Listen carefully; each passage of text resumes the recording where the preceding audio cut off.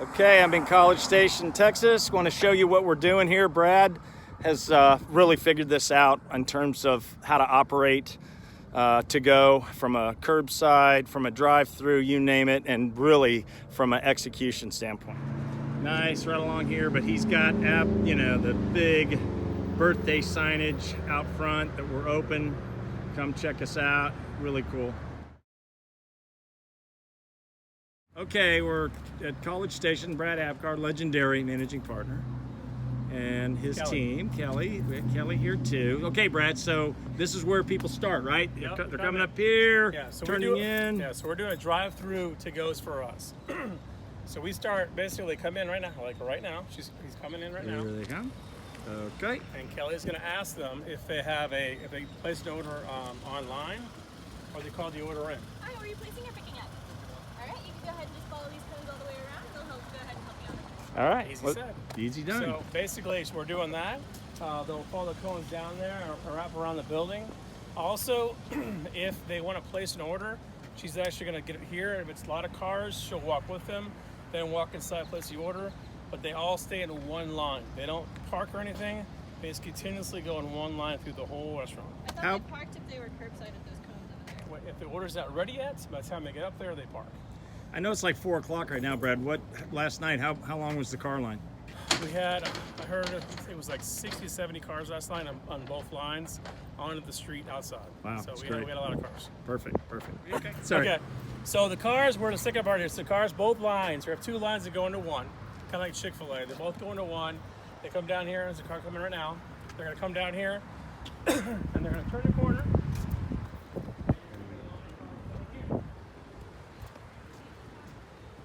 Okay, we got four now. Here comes number 5. Now remember, it's just now 4:30 here, so although you've already got, I think, do you know what you had in so far?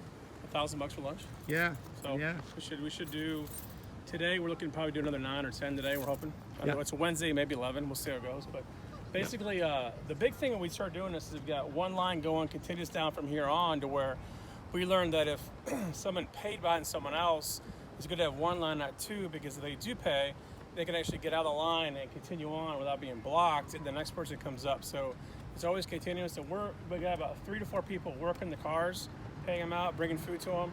So when it's all said and done, we're about 8, 9, 10 cars already into the line itself, paying them out and kind of thinking moving them out. So we're really stressing here. It's faster. It's get them in, get them out. Kind of like the restaurant, you want to be fast. Yep. Hey, I know you did over $9,000 yesterday. What was the labor? 21%. 21%. Nice. Okay. We're going to pay them out here, and then people that have not paid yet, or they come on the food, they've already ordered up front and they're not ready to be done yet, we actually move the 2 cones up here. They stay there, and if the order's not ready yet, they're our drive-through, we'll move them up to the cone up there. Around the cones, we're actually going to start, we have an area we can actually come in and come out. We're going to start doing our our grill and grab station. We're going to sell some probably margaritas, just extra stuff to get sales that won't affect this main line going through. But you're going to be doing our hand-cut steaks. We're going to be the hand-cut steaks in there. We're going to do sirloin. We might do some produce too, depending on how much we have, what's going on. Just an area to kind of get in and get out and look at the area that restaurants or a supply place like Kroger or H-E-B don't have in stock. Perfect. This is where all the action happens. So basically, during a shift, we have 2 computers here for to-goes. The car people come inside here. We let them know what car it is and what's going on. They pay them out. And then we go around the corner to actually get all the food. So this is the kind of area we pay things out, let them know what's going on, and this is one area can be a secondary phone if they're actually answering the phone. Perfect. All right, here we go. So around the corner here is going to be our area. So this is where the food's all picked up. So once the food's done, our station, we kind of made a back-to-go station in our 300 section. So on the back-to-goes up here, where we pick things up, if you're a person right here, this to us is a manager in the window. But it's a manager up here getting to make sure the food's coming out, we know where it's at. So this side we've got labeled in terms of what A through E and F through K in terms of the orders are, and these are all calling orders. So we know exactly where the orders are coming through. And then the left-hand side, we do a lot of online orders too. The letters here, same thing going through, the letters over here. So.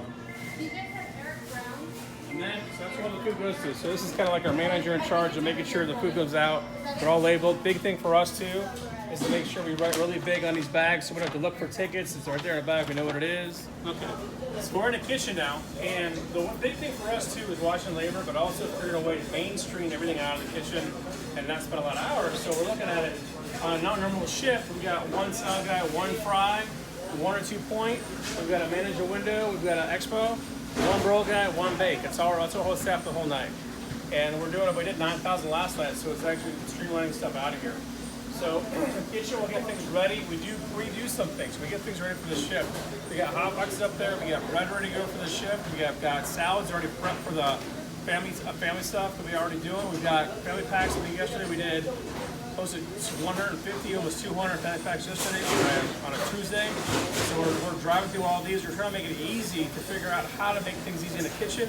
So we're pre-doing some things. We're doing the burgers, so we got the burger setups ready to go in styrofoam boxes. So just things to make it easier and make it really fast. Cool.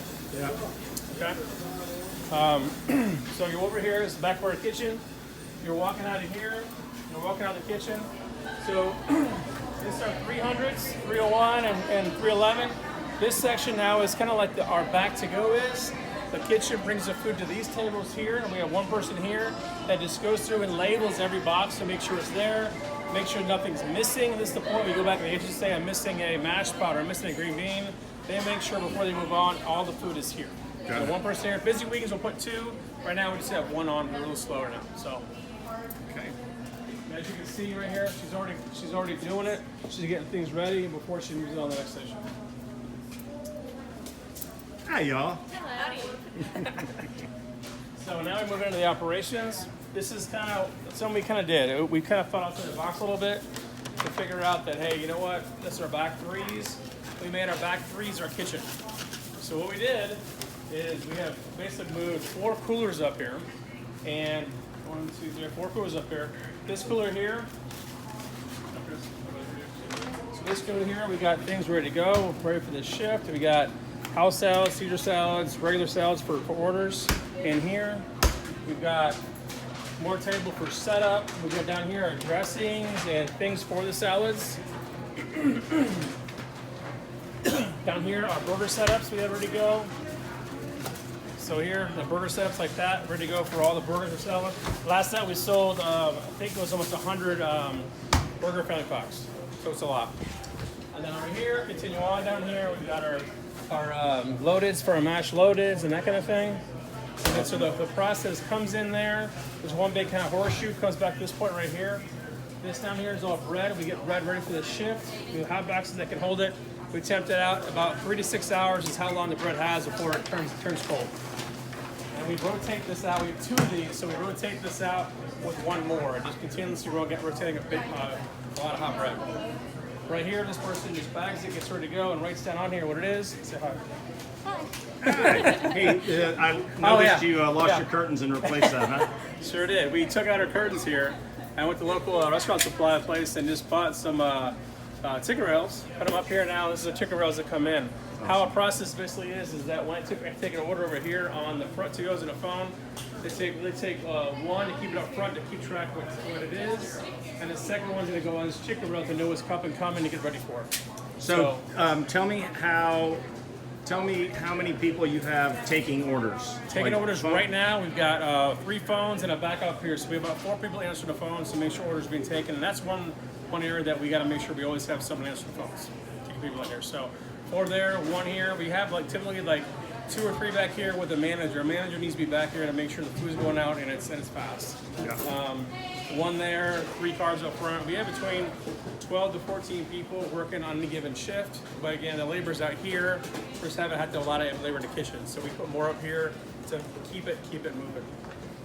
Yeah. That's great. Great. And then this is right back where we kind of came in and. I love your YouTube video. You did great. We're still live. That's cool. So anyway, so we put food here, as I said before, and then it goes out, takes a left, and it gets kind of busy. So we at one point, having so many cars, we have 3 to 4 people taking orders. The 3 or 4 people have 2 cars apiece. We're about 6 to 8 cars deep, the whole thing. So. Great job.